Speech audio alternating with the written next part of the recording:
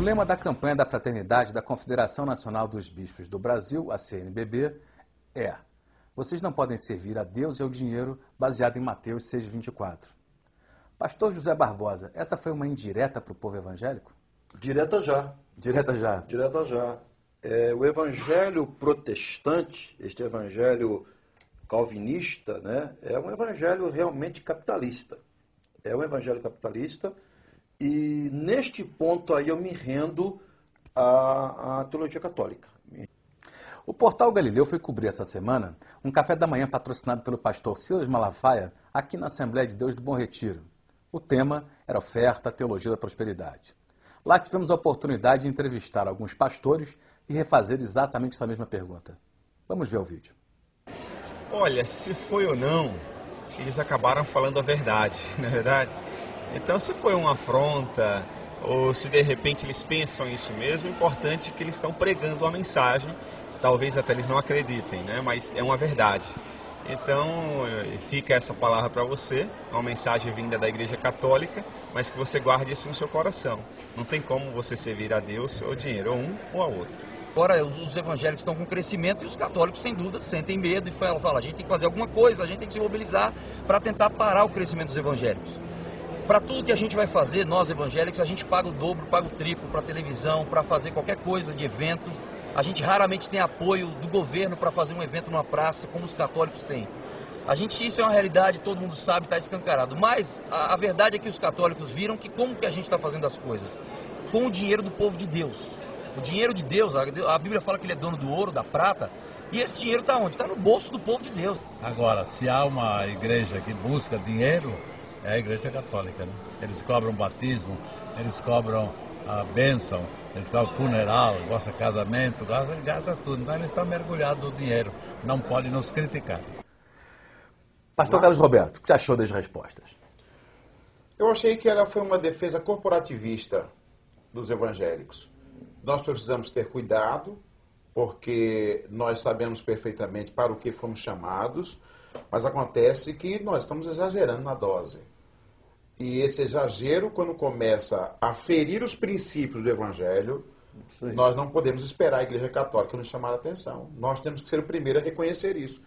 E, ao que me parece, pelo menos essa é a minha opinião particular, não falo aqui por instituição nenhuma, mas nós estamos pecando nisso, porque tem gente hoje já querendo ser evangélico para ficar bem na vida, para deixar de ser empregado e ser patrão, e eu não vejo isso na Bíblia.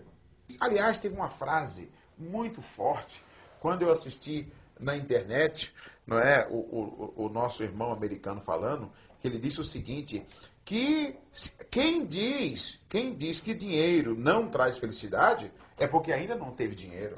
Meu irmão, a grande maioria, certo? A maioria absoluta das pessoas é gente simples, gente pobre. Jesus disse, os pobres sempre tereis convosco. A grande maioria dos servos do Senhor é gente feliz, abençoada. E tem muita gente com muito dinheiro se jogando do 20º andar, se jogando embaixo de um carro e com a conta cheia de dinheiro, com um carro importado e tudo. Eu não estou dizendo que isso é pecado, gente, mas isso quer dizer exatamente que não necessariamente o dinheiro é que traz a felicidade. Sim. Eu não sei se foi Goebbels, que era o comunicador de Hitler, de Adolf Hitler, que dizia que uma meia-verdade, dita muitas vezes, acaba se transformando numa grande verdade.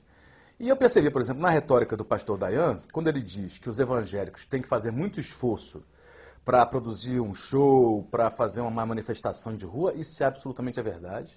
Quer dizer, é claro que com as bancadas evangélicas crescendo, isso está diminuindo, mas nós sempre sofremos preconceito até hoje, isso é fato. Também é fato que nós não temos que ficar pregando pobrismo, que as pessoas vão morrer de fome e tal. Então essas são meias verdades. Agora você transformar o evangelho numa solução da prosperidade do homem, né? Essa solução antropocêntrica, é que realmente é complicado. Então o que eu percebo claramente é que as pessoas ficam vendendo meias verdades misturadas com essa teologia da prosperidade para ver se isso se transforma numa grande verdade. Mas que isso não está na Bíblia, não está.